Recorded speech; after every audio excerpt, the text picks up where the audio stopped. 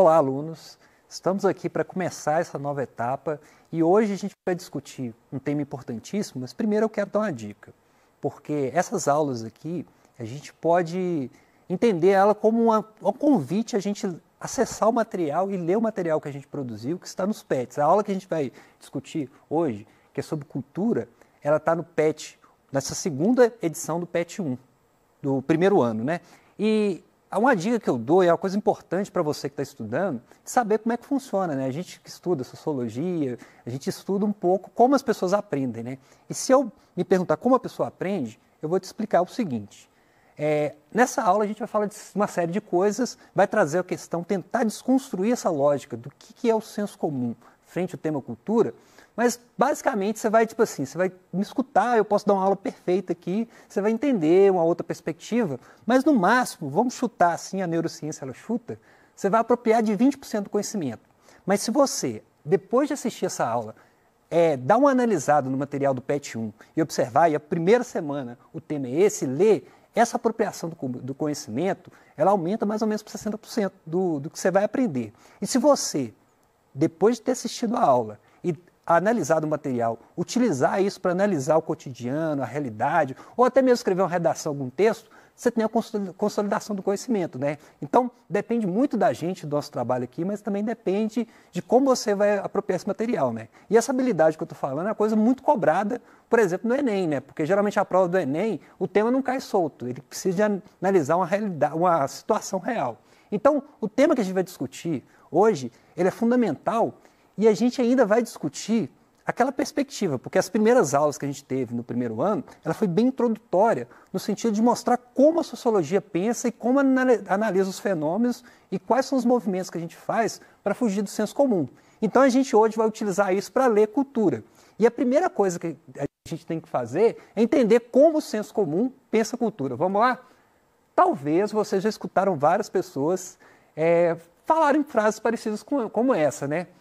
Existem pessoas que não têm cultura. E, geralmente parte de pessoas que se acham cultas, que têm cultura. Até essa palavra assim, a pessoa ter cultura ou não ter cultura é uma coisa que a gente vai problematizar, né?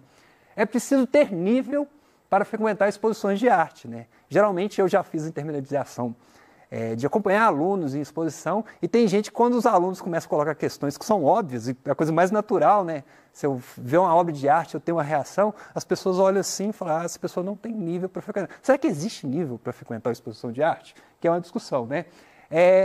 Não se misture com essa gentalha, né? Que é uma coisa clássica, assim, de discutir, que é mais ou menos a lógica da Paula Bratti, né? Não sei se vocês assistiram essa novela, mas a novela, ela brinca muito com isso, essa discussão. E, enfim, eu gosto muito de analisar, é meu tema que eu gosto de analisar. Outra coisa também, né? Por não ter acesso a teatros, espetáculos como óperas, exposições, as crianças da favela crescem sem cultura. Será que ali no meio, nas comunidades, não existe uma cultura? Que a questão é essa, né? Que geralmente a gente olha, inclusive olha com um olhar de fora para lá, e inclusive com um olhar de preconceito, né? Funk não é cultura, esse tipo de música só estimula a criminalidade e a promiscuidade. Será que isso é uma realidade de fato ou será que está olhando do lugar de alguém de fora e o olhar do preconceito? Essas discussões que a gente faz, né? E por fim, por ser da roça, ele não sabe nada e só fala baianagem. E essa frase baianagem aqui, eu tenho escutado muito em sala de aula, não sei se aí na sua região as pessoas utilizam, mas geralmente é um preconceito contra as pessoas que vieram da Bahia. E eu falo, isso é racismo. Professor, racismo é só contra negro? Eu falo, não. Quando você discrimina outra pessoa nesse sentido, ignora, é uma forma de preconceito que é racismo também, né? Mas vamos discutir, e quando a gente vai analisar isso, a pergunta é, por que as pessoas realizam essas afirmações, que a gente tem que discutir, já nessa perspectiva de tentar fugir do senso comum sobre o que de fato é cultura, faz isso intencionalmente? Quais são os seus propósitos? Então a sociologia vai se dedicar a essa leitura e a gente, nessa perspectiva, a gente tentar fugir do senso comum e ter uma leitura mais profunda sobre isso, né? E para acompanhar a gente, eu trouxe uma leitura de um filósofo também que dialoga muito com a sociologia, que é o Félix Guattari. E ele vai propor 3 formas da gente enxergar o fenômeno cultural. E a primeira forma que ele vai apresentar é justamente uma forma que vai ajudar a gente a explicar, né? Que ele vai entender a cultura como sinônimo de valor. E é importante a gente discutir isso, e vocês entenderem de fato essas 3 proposições, porque geralmente eu brinco que a prova do Enem A gente fala muito de Enem, mas é importante para a vida também, essa discussão. Mas na prova do Enem, a pessoa que fez a prova está te perguntando, você é ou não é preconceituoso? E as questões geralmente estão discutindo isso, por isso que é importante entender essa perspectiva. E geralmente quando você vai entender cultura como valor, é uma ideia muito ligada àquelas questões, que ela vai expressar a ideia de que é possível ter ou não ter determinada cultura. Vai ser justamente aquela pessoa que ela vai ser o que a gente vai chamar aqui na frente de etnocêntrica, que ela vai achar que só a perspectiva de mundo dela está correta, e se a pessoa tiver uma outra visão, ela vai achar que não é correta, essa pessoa não é culta. E aí o que ela vai utilizar? Ela vai utilizar os conhecimentos que ela tem como capital para hierarquizar a sociedade e diminuir as outras, coisas que a gente discutiu lá na primeira aula, né? E ela vai entender cultura como sinônimo de educação formal. E nesse sentido, as pessoas que não frequentaram a escola, não tiveram acesso, ele vai entender como sem cultura. Aí vai ser leitura de pessoas do interior, as pessoas que vivem em comunidades nas periferias das cidades, e de forma geral isso, né? E essa lógica de cultura, ela vai estar muito ligada a uma coisa que, basicamente, o fato de você ter acesso a atividades culturais deveria desconstruir, que é uma hierarquização e uma lógica de preconceito e discriminação, né? E ela vai estar ligada a uma lógica determinista, né? Se a pessoa é daquele lugar, ela tem nível, se a pessoa não é daquele lugar, ela tem nível. Ou seja, é uma visão que ela vai utilizar o que eu sei para tentar diminuir o outro e tentar hierarquizar e falar que eu sou melhor. Por isso que eu coloquei aquelas imagens de pessoas que dentro da produção cultural, elas se passaram como arrogantes, né? Então é essa lógica, né? Essa charge eu já explorei ela nessa discussão, mas ela é legal para ela exemplificar, né? Porque essa visão etnocêntrica vai ser aquela pessoa que acha que só a religião dela está correta, só a visão de mundo, só os valores, só o que ela acha que é cultura, que é o correto. E se a pessoa não escuta a mesma música, que a pessoa não tem a mesma religião que ela, se a pessoa tem outra visão, se o português que ela fala, ela foge do padrão que ela acha correto, por exemplo, se a pessoa tem sotaque, ela vai achar que está errado, que aquela pessoa é uma pessoa sem cultura. E aí a gente vai perceber que esse processo, essa leitura sobre o que é cultura, que infelizmente ela é muito próxima, né? A gente tenta fugir dela, mas geralmente a gente está ligado, porque cultura está muito ligado como a gente foi socializado, e é importante a gente, nessas discussões, a gente desnaturalizar isso, né? Então o conceito, a gente novamente no PET lá, tem um texto explicando de forma mais abrangente o que é o conceito de etnocentrismo, que é legal dar uma conferida e é importante, que é um tema que cai muito no Enem. E uma outra dessas três visões, a segunda, vai ser o que vai mais aproximar da visão que as ciências sociais, que a sociologia, que a antropologia vai discutir, que é a cultura como alma coletiva de um povo. Ou seja, todas as pessoas, grupos, povos, têm cultura e identidade cultural. Então você pode ir em qualquer espaço, mesmo naquelas comunidades onde as pessoas não tiveram acesso à educação formal, e aí, a princípio, você vai até acusá-las de analfabetas, mas se eu for observar, você tem uma música que é feita, que é totalmente particular daquele povo, você tem a culinária, os costumes e valores. Então, nesse sentido, nessa visão, não existe povo sem cultura. E geralmente é uma visão que vai ajudar a gente a fugir dessa lógica preconceituosa, entender, em vez de entender a cultura como uma coisa hierarquizável, eu leio muitos livros, eu assisto muitos filmes de arte, a pessoa entender que existe diversidade, né? E as culturas são várias. Igual no Brasil, a gente é um país multiétnico, a gente tem uma diversidade cultural enorme. E o Brasil, acho que eu costumo entender, e a gente vai entender por que desse problema, que o grande problema de nós brasileiros é que a gente não conhece o Brasil de verdade, né?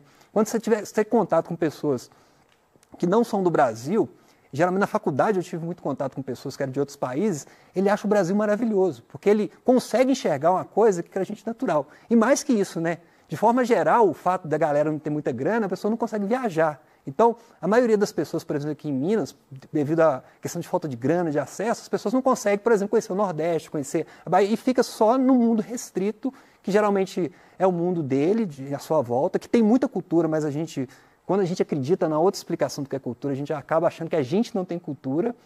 E mais que isso, né? A pessoa não começa a conhecer outros espaços. Isso é importante nessa discussão. E aí a gente vai observar, né? E o brasileiro, geralmente, a gente tem uma discussão que o brasileiro, de forma geral, é uma coisa que a gente tenta superar muito, ele sofre meio que essa lógica de síndrome de vira-lata, né? De não valorizar as coisas que é nossa e essa discussão. E quando a gente faz essa outra perspectiva sobre a cultura, a gente começa a se reconhecer, conhecer a minha cultura, a minha lógica e também respeitar do outro. Porque quando eu conheço e me reconheço, eu começo a respeitar o outro também, né? E esses conceitos vai estar ligado muito a essa lógica de valorização da diversidade cultural, valorizar a coexistência, né? Ou seja, em vez de hierarquizar e falar, minha cultura é melhor, superior, cultura, não existe hierarquia, existem as culturas diferentes e a gente tem que valorizar, né? Por exemplo, eu não me desprendo do meu sotaque, né? Óbvio que se eu for fazer uma palestra e tudo, eu não vou usar menos y, essas discussões. Mas o fato de eu falar o mineirês, que é a nossa língua, isso faz parte de mim, faz parte da minha identidade, né? E é legal porque quando você sai de Minas, é só botar o pé fora de Minas, que você não precisa falar nada. E a pessoa pergunta, Marcos, você é de Minas? Eu falo, uai, como é que você descobriu? Então faz parte da nossa identidade, né? E essa lógica, essa perspectiva, quando eu entendo isso, eu fujo de leituras preconceituosas do outro e também não aceito leituras preconceituosas frente à minha cultura e minha forma de existir, o meu lugar. Isso é importantíssimo demais a gente entender para desconstruir aquela lógica e de quebra a gente vai acertar todas as questões do Enem que vai discutir isso, né? Que o Enem sempre é essas armadilhas, né? Você é etnocêntrico? Você entende cultura como valor e quer hierarquizar? Ou senão você acredita que você tem menos cultura que a outra pessoa só porque tem acesso? E por favor, eu não estou falando de forma alguma de mal de ópera, de teatro, de cinema, não. Eu estou falando que tem pessoas que entendem isso e uma lógica preconceituosa de entender a cultura como capital, uma forma de hierarquizar, né? E quando a gente vai discutir essa questão, isso é importante também, a gente vai aproximar de uma visão antropológica do que é cultura, né? E a antropologia é uma parte das ciências sociais que ela se dedica, assim, arduamente ao estudo da cultura. E, por exemplo, tem várias definições sobre isso, né? Mas vamos a algumas definições, o que a antropologia entende como cultura. A primeira coisa que a antropologia vai entender é a coisa que a gente já viu na aula de introdução de socialização, que a cultura é a segunda natureza.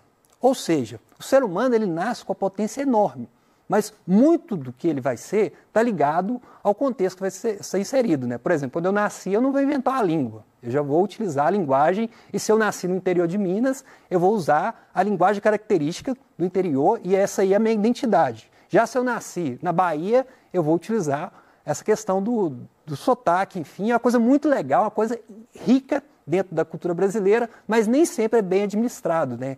Eu tenho o costume de receber alunos de outras regiões, tenho que dar essa aula e explicar para os alunos por que a pessoa fala diferente, ela tem um outro sotaque, e por que isso não é ruim nem bom. Isso aí é uma questão da diversidade cultural e não vai fazer a pessoa ser melhor nem pior. Mas o preconceito, geralmente, na sala de aula, costuma ser forte quando a pessoa que tem uma outra sotaque. Da mesma forma, quando o mineiro sai de Minas Gerais, as pessoas começam a tratar a gente de uma forma que a gente falou. Eu não sou assim. E as pessoas começam... É uma palavra difícil também que a sociologia utiliza. Eles começam a tratar a gente de forma estereotipada, né? Como uma imagem construída do que aquele mineiro que passa na televisão, que a gente olha e fala, cara, pessoalmente, eu apreciei muito o mineiro, mas mineiro não é assim, né? A gente tem um estereótipo, que a televisão, a mídia costuma trabalhar muito com isso, né? Uma outra visão do que é cultura, que é legal também, vai entender a cultura como a lente que eu vejo o mundo. Isso é muito... dialoga com a obra de um antropólogo que chama Franz Boas, que ele vai entender que cada cultura é como se a pessoa tivesse uma lente e enxergasse o mundo.